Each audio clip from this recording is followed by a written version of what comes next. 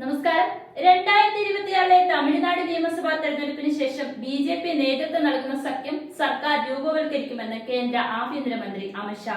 അഴിമതിക്കാരായ DMK സർക്കാരിനെ പുറത്താക്കാൻ കാത്തിരിക്കുകയാണ് തമിഴ്നാട്ടിലെ ജനങ്ങളെന്നും 2026 തമിഴ്നാട്ടിലും പശ്ചിമ ബംഗാളിലും BJP ഭരണം ഉറപ്പാണെന്നും അമിത്ഷാ മധുരയിൽ പറഞ്ഞു. തമിഴ്നാട്ടിലെ ഭരണകക്ഷിയായ DMKക്കെതിരെ കടുത്ത വിമർശനമാണ് അമിത്ഷാ നടത്തിയത്. തിരഞ്ഞെടുപ്പ് വാഗ്ദാനങ്ങളിൽ 10% പോലും സർക്കാർ യാഥാർത്ഥ്യമാക്കിയില്ല. രാജ്യമദ്യ ദുരന്തത്തെ തുടർന്നുള്ള മരണങ്ങൾ മുതൽ ടാസ്മാക്കിലെ 39,000 കോടിയുടെ അഴിമതി വരെ DMK പൂർണ്ണമായും പരാജയപ്പെട്ട സർക്കാരാണ്. കേന്ദ്ര ഫണ്ടുകൾ സ്റ്റാലിൻ സർക്കാർ ദുരുപയോഗം ചെയ്യുകയാണ്. മോദിയുടെ ഫണ്ടുകൾ തമിഴ്നാട്ടിലെ ജനങ്ങളിലേക്ക് എത്തുന്നില്ല.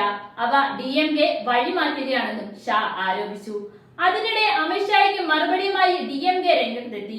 അമേരിക്കയിൽ വരെ ഭരണം പിടിക്കാൻ BJPക്ക് നേരിയ സാധ്യതയുണ്ടാകും. പക്ഷേ തമിഴ്നാട്ടിൽ അത് നടക്കില്ലെന്ന് പാർട്ടി വക്താവ് ഡോക്ടർ സെയ്ദ് ഹഫീസുള്ള പറഞ്ഞു.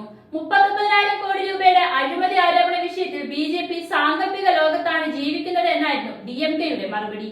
BJP സംസ്ഥാന അധ്യക്ഷ സ്ഥാനത്ത് നിന്ന് K അണ്ണാമലയെ മാറ്റുകയും N നാഗേന്ദ്രന് ചുമതല നൽകുകയും ചെയ്തതിന് പിന്നാലെ ഇത് രണ്ടാം വട്ടമാണ് അമിത്ഷാ തമിഴ്നാട് സന്ദർശിക്കുന്നത്. MK സ്റ്റാലിൻ സർക്കാർ നടത്തിയ അഴിമതികളുടെ ഒരു നീണ്ട പട്ടിക എന്റെ പക്കലുണ്ട്. പക്ഷേ അവ ഓരോന്നും വിശദീകരിച്ച് സമയം കളയാൻ ഞാൻ ആഗ്രഹിക്കുന്നില്ല. അവരുടെ തിരഞ്ഞെടുപ്പ് വാഗ്ദാനങ്ങളിൽ 60% പാലിച്ചിട്ടില്ല.